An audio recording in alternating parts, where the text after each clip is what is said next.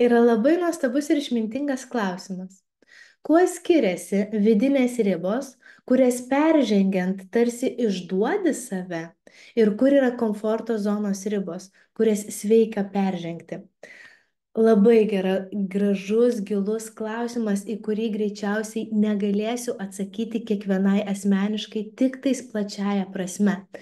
Nes kelionė, suprantant save kaip moterį ir suprantant savo vidinės ribas, yra kiekvienai asmeninė. Ir tos ribos gali keistis. Galbūt vieni dalykai prieš 10 metų man atrodė, kad tai yra mano vidinė riba ir aš niekaip to nekeisiu. Pavyzdžiui, mano tiesa yra apie gyvenimą tokia.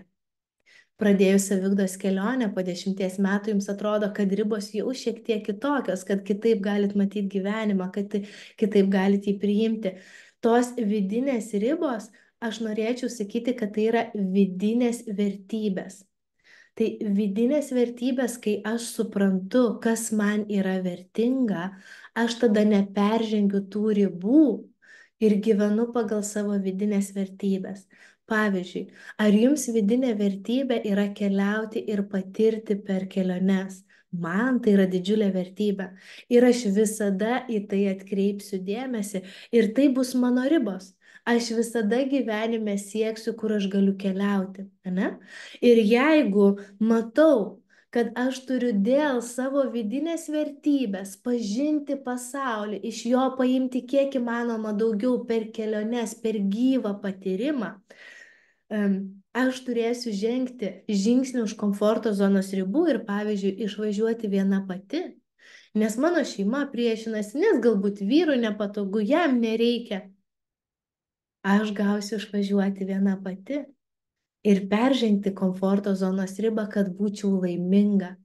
Nes žiūrėkit, moteris, kuri negyvena pagal savo vidinės vertybės arba tiksliau nesupranta jų ir neskiria laiko joms išsiaiškinti, o gyvena pagal tai, kas yra norma, kas yra logiška, kas yra įprasta, kas atrodo, dabar taip reikia gyventi. Joje kyla agresija, pyktis, liūdesys, nusivylimas ir visos tos emocijos rodo, kad aš gyvenu kažkaip ne taip. Ir kai aš pradedu klausytis, ko nori mano vidus, kokios yra mano vertybės, kita mano vertybė yra šeima. Ir aš labai daug dalykų perlipsiu, kad šeima būtų, kad šeima egzistuotų. Man tai yra labai svarbu ir aš kiekvieną kartą priimtą sprendimą vėl iš naujo pervertinsiu pagal savo vertybę. Ir kartais galbūt aš turėsiu peržengti savo komforto zonos ribą, nes įvertinti, kada vertybė aš esu pati savo ir kada vertybė yra man šeima. Ir tada turiu pasižiūrėti, aha, išvažiavau atostogų viena, bet man vertybė yra šeima, ką aš galiu suplanuoti galbūt savaitgalį šeimai.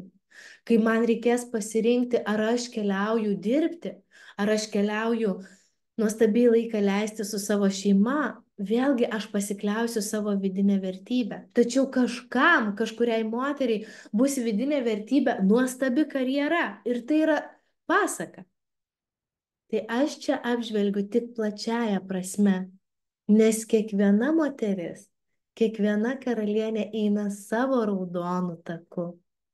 Ir tas raudonas kilimas yra jai apie jos patirtis ir suvokimą, kas ji yra kaip moteris.